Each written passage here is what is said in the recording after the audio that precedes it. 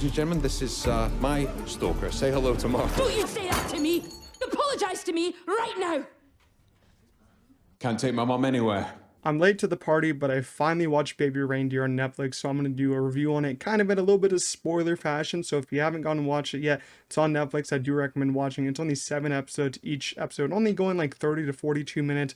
Very easy watch. I watch it in like less than 24 hours span. But before I get started, make sure you leave a like, subscribe to the channel. We're on the road to 700 subscribers. It's free to do so. It actually helps me a lot. But this show basically follows Richard Gadd's character in a warped relationship with a female stalker, and how it had a big impact on his life, and ultimately forced to face a deep trauma that he's been hiding, basically inside him throughout this whole show. And before I get started on this review, I do want to talk about movies versus TV this year so far, because it is only May, which is only like the start of the summer season for movies. But the movies, they really started out really slow throughout this year, and they're only heating up from now to the end of the year. But it's kind of crazy how excellent TV is doing so far this year. I'm not really that much of a TV person. This is the year where I'm trying to get more into TV, more into the new series. Last year I tried to do it, but there's just too many movies coming out. But I've been actually more motivated to watch more TV this year, because the shows actually are coming out are really good and worth my time. Shogun, X-Men 97, Invincible, Ripley, and now this. I really only watched one bad show and one okay show in this year, being Echo, the bad show, and Knuckles being just okay. And in June, we're getting The Acolyte, which looks decent. The Boys Season 4, which will probably be another masterpiece from Prime Video after Fallout. House of the Dragon Season 2, which I'm really excited for, since the first season was my favorite show of 2022. But Baby Reindeer continues the fashion, being another insanely amazing show. So, it includes so many much needed deep conversations sprouting from it. A lot of people are finally discovering it. It's been on Netflix top charts for like the past couple weeks. When it first came out, I didn't even really know what it was. I didn't see a lot of people talking about it. But after the first couple of weeks, last week, start of May, a lot of more people are talking about staying on the top of Netflix's charts. Just keeps on growing. Very happy for this show. Very happy that Richard Gadd is finally getting the awareness of his story, because this is a true story. Baby Reindeer is based on a true story. Richard Gadd lived this story, and the show is written and created by him. Sure, some of it had to be tweaked for the show to be a very dramatic show at times, but Gadd did note that this show is still all emotionally 100% true. I do want to point out that I think a very, big point of this show kind of relies on the narration from Richard Gadd, and that's a very interesting kind of point of view to come across, very interesting decision to choose for shows, because I think that's what actually really made the show special for me, was the narration from Gadd, because it explained how much he went through. It explained what was going on, because sometimes narration can be very bad, but when there's a story like this, when there's a lot of explaining needed, when it's moving really fast, we need when you need the audience to know something really fast, quick narration can do a lot of wonders, and I think it actually worked very well here.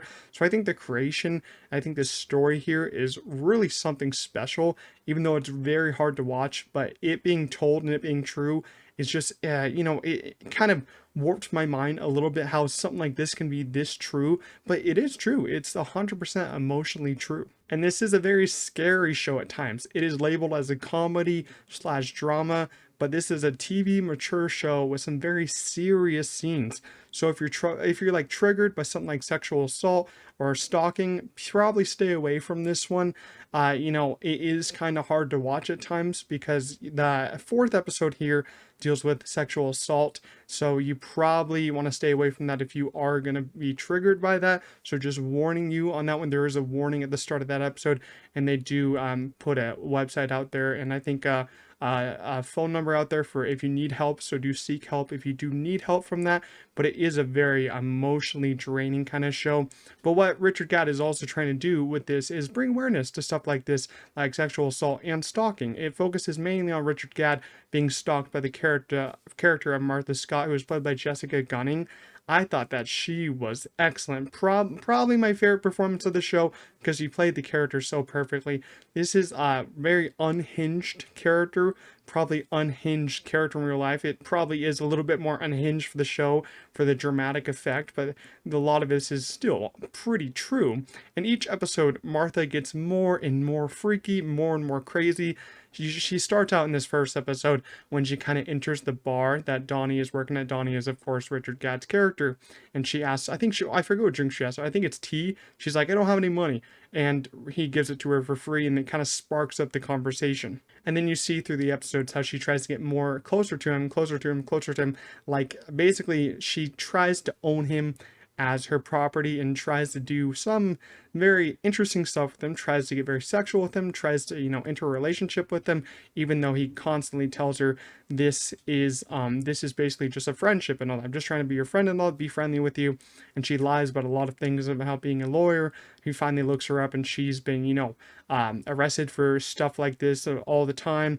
And what this show talks about is stalking and sexual assault, and how it really, compares how different it is for females, how different it is for males, and how that's really discussed in the show. I really like how that was discussed, how it's handled for a male in this situation, how the cops don't really want to help him because they don't really believe him, all that, and just say this isn't really stalking, but it really was stalking it in the end. She sends basically hundreds of emails to him a day where the grammar is all over the place.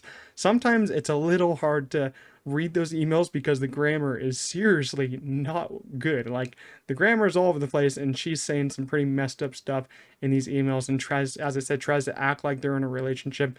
Goes to Donnie's comedy shows in one of the episodes and basically calls him out on some terrible things. And that episode where she goes to his comedy show and basically ruins his act is, God, that was a terrifying scene. Kept me on, the edge of my seat, and just, I was like, oh my God, I'm so anxious through this. And also a very terrifying thing is when basically she got very violent at times, especially when she assaulted Terry in the bar. And that's the scene where you finally had Donnie stand up to her. And it's a very, very interesting thing how it develops for her. But I will say, the way she was written was quite excellent, because she isn't just that one-dimensional type stalker type, scary character type, crazy character that you usually see in a lot of, fake stories. You see that she is a bad person, does some terrible things, but you also see that she is a person that needed help and is probably actually going through things, and is not a sane person, which brought Donnie back to her many times, because you see in the show, Donnie does end up going back to her, listens to her voicemails throughout the end of the show, and can finally tell that, yeah, she did some terrible things, but she is a person that probably needed a lot of help, which she didn't get. And what's so interesting about Martha is that you hate her one second and then you feel bad for her another second. She's a terrible person for stalking Donnie and harassing his parents and all that, which was a terrible thing. You never go for someone's parents like that. I think that's terrible. And friends, yeah, harassing someone's friends, just it just gets to the point where you got to really do something. But she's also someone that needed help. That still doesn't excuse her from those actions. Stalking him like that and doing, terrible, like sexually assaulting him. She kind of sexually assaulted him in that one alleyway. That was a hard scene to watch too.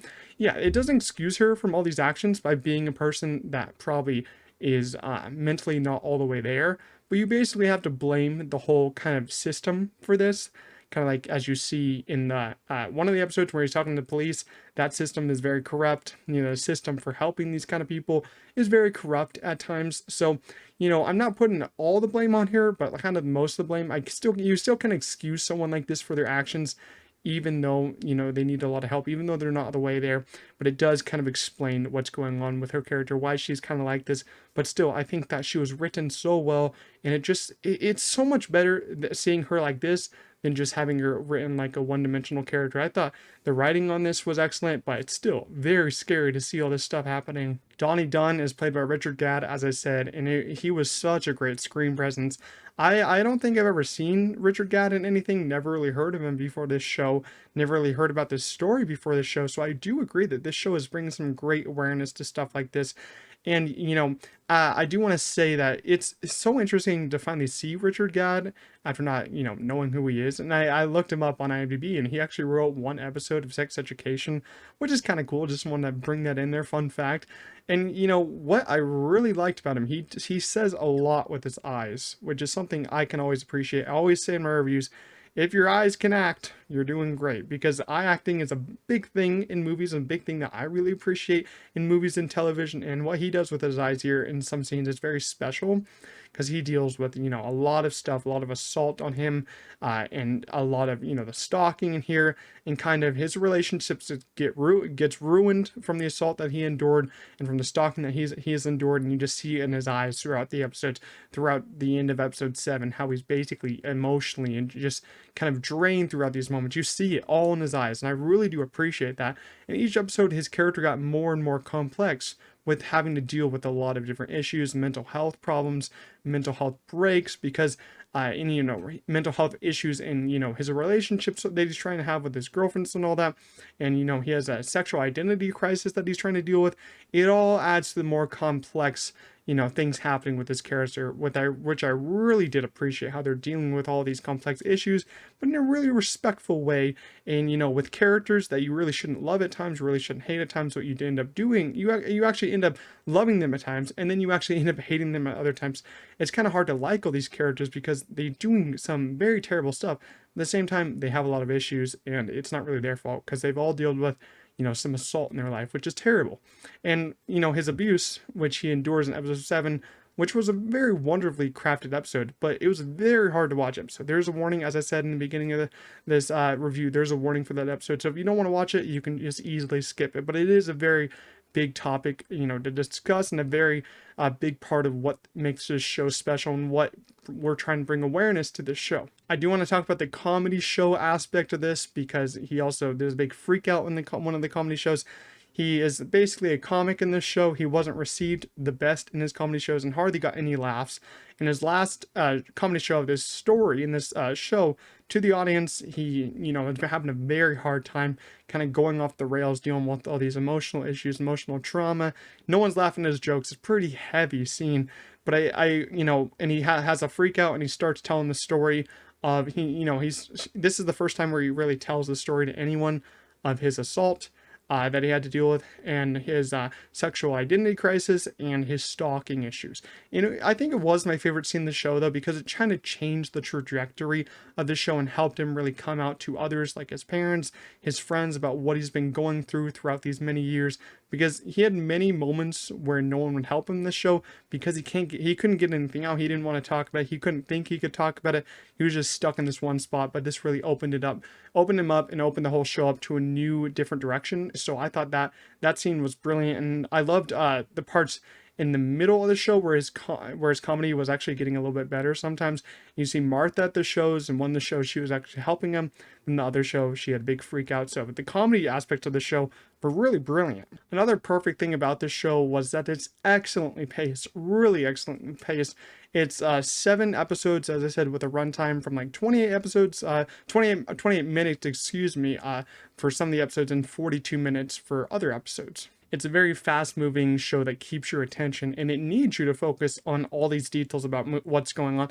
You need to actually read stuff on the screen, like her emails, Martha's emails to him. You actually need to see what emotions everyone's going through. Even though you don't want to look at the screen sometimes, you got to really focus, but it really keeps your attention with how this is directed. It's beautifully directed.